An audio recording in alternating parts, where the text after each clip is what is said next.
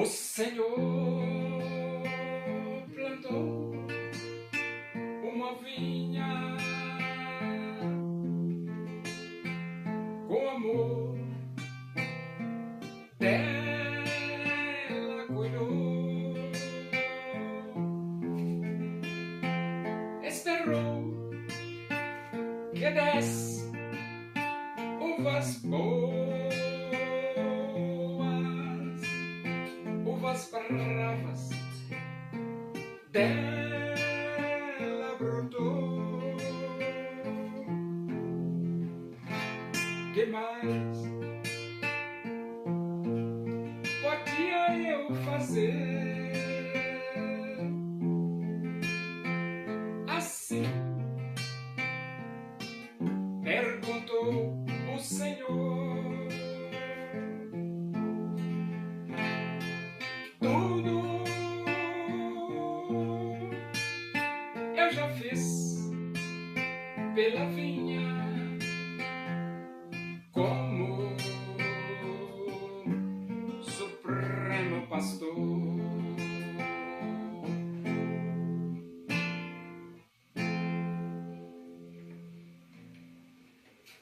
Vamos abrir a Bíblia Sagrada no livro dos Atos dos Apóstolos, capítulo 24, e vamos ler do versículo 1 até o versículo 9. Diz assim as Escrituras Sagradas, a palavra de Deus. 5 dias depois, desceu o sumo sacerdote Ananias, com alguns anciãos e com certo orador chamado Tértulo, os quais apresentaram ao governador Libelo contra Paulo. Sendo este chamado, passou Tértulo a acusá-lo, dizendo: Excelentíssimo Félix, tendo nós por teu intermédio gozado de paz perene e também por teu providente cuidado se terem feito notáveis reformas em benefício deste povo, sempre e por toda parte isto reconhecemos com toda a gratidão. Entretanto, para não te deter por longo tempo, rogo-te que, de conformidade com a tua clemência, nos atendas por um pouco. Porque tendo nós verificado que este homem é uma peste e promove sedições entre os judeus esparsos por todo o mundo, sendo também o principal agitador da seita dos nazarenos, o qual também tentou profanar o templo, nós o prendemos com o intuito de julgá-lo segundo a nossa lei. Mas sobrevindo o comandante Lísias, o arrebatou das nossas mãos com grande violência, ordenando que os seus acusadores viessem à tua presença. Tu mesmo, examinando, poderás tomar conhecimento de todas as coisas de que nós o acusamos. Os judeus também concordaram na acusação, afirmando que estas coisas eram assim. Então Tértulo, que era o orador designado pelo Sinédrio, ele começou o seu discurso bajulando o governador Félix. E depois que ele bajulou o governador, ele fez 2 acusações ao apóstolo Paulo.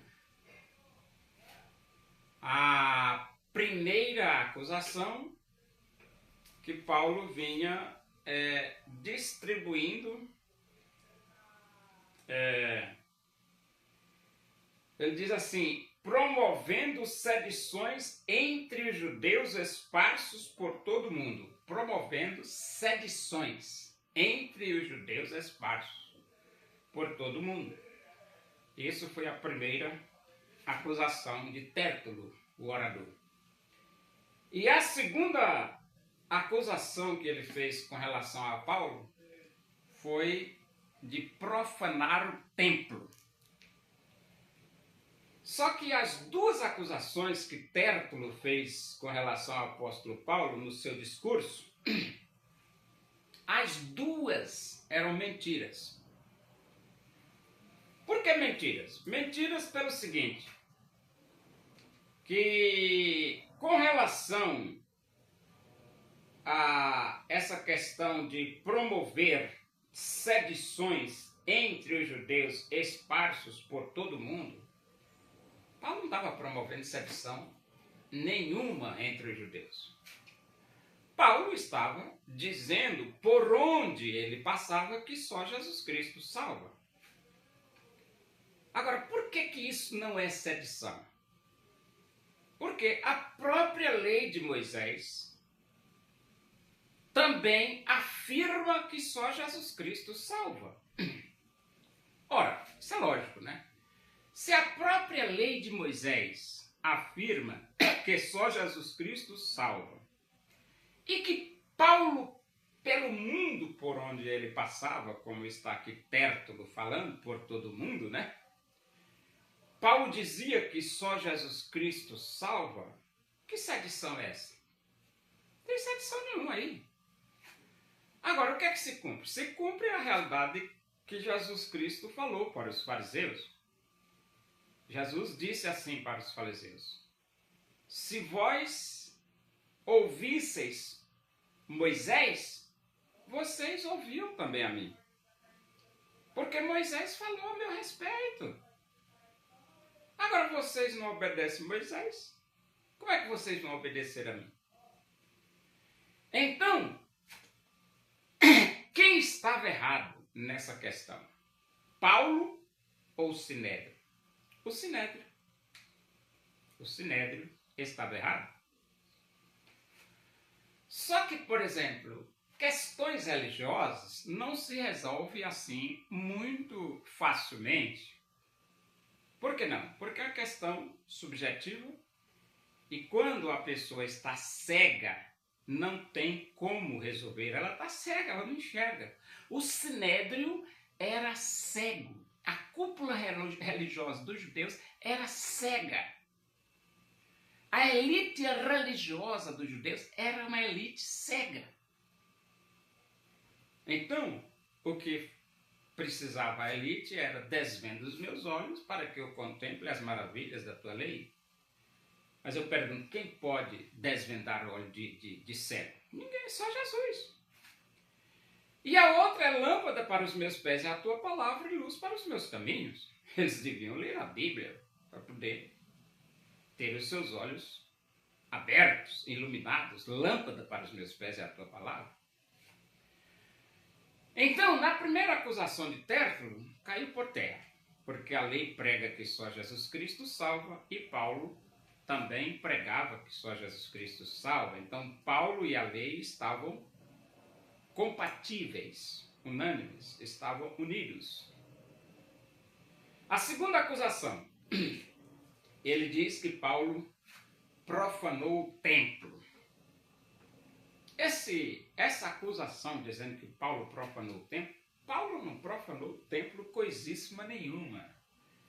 A questão é que eles tinham visto um Efésio em companhia de Paulo na cidade e eles deduziram que Paulo tinha introduzido esse Efésio no templo e não podia introduzir um gentio dentro do templo. Só que isso foi conjectura, eles imaginaram. Não foi nada verdade. Uma acusação sem fundamento nenhum. Parecendo esse inquérito do golpe, né? O inquérito do golpe do Alexandre de Moraes é igual a essa acusação que os judeus estão aí fazendo, o Sinédrio está fazendo contra o apóstolo Paulo. O Sinédrio era uma espécie de Supremo Tribunal Federal na época, né? Então esse inquérito do golpe é uma acusação sem fundamento nenhum. nenhum, quase doido. Você já imaginou uma corte com 11 ministros, tudo maluco da cabeça? O que está acontecendo é isso no Brasil. E você já imaginou um executivo, um debilóides? É o que está acontecendo no Brasil. E você já parou para pensar em um Congresso Nacional ruim da cabeça, esquizofrênico? É o que está acontecendo no Brasil, é isso. Quando você bota doido para governar, o resultado é esse, ó, bagunça para todo lado. Bagunça para todo lado. Então, se vocês quiserem resolver o problema do Brasil, algema o presidente da República. Entendeu? Algema o presidente do Senado. Algema o presidente da Câmara. Algema o presidente do Supremo Tribunal Federal. E algema os seguintes ministros do Supremo Tribunal Federal: o Alexandre Moraes, Gilmar Mendes, Fachin, algema o Toffoli, Carmen Lúcia, Zanin e o Flávio Dino. Algema essa negrada aí, rapaz. Se vocês algemarem essa negrada aí, tá resolvido o problema do Brasil. Entendeu? Tá resolvido. Por que resolvido? Depois de algemar essa negrada aí, acabou. Acabou a força dessa bandidolatria na nação brasileira. Aí você diz assim, mas quem vai ficar no lugar? Bota o exército para ficar no lugar. O exército brasileiro. Entendeu? Coloca o exército brasileiro para assumir esse vácuo governamental. E colocando o exército brasileiro para assumir esse vácuo governamental,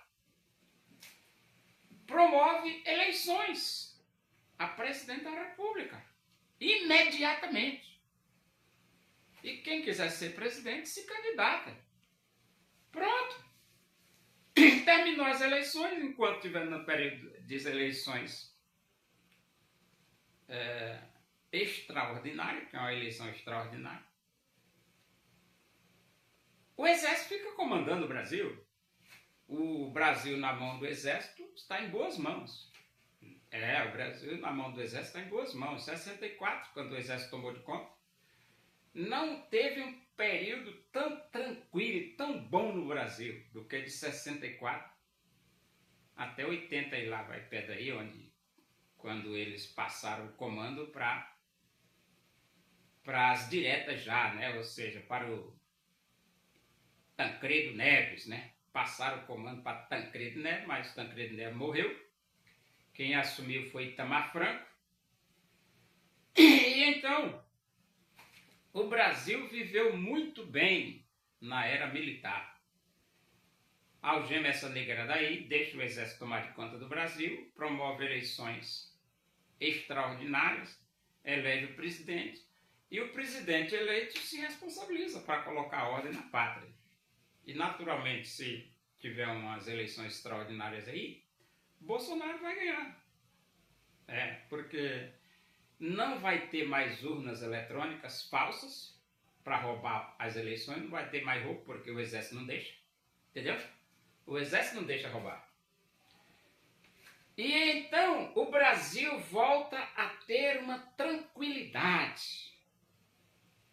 Volta a ter uma tranquilidade. E volta também o bom relacionamento com os Estados Unidos.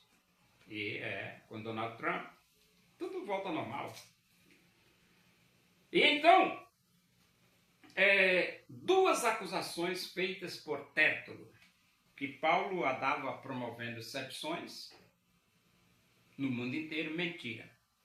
E que Paulo tinha profanado o templo, também mentira. E os adversários, eles só sabem mentir. O que é que você pode fazer? Você trabalha com mentiroso, não tem como resolver a questão, que é mentira. Muitos tinham dinheiro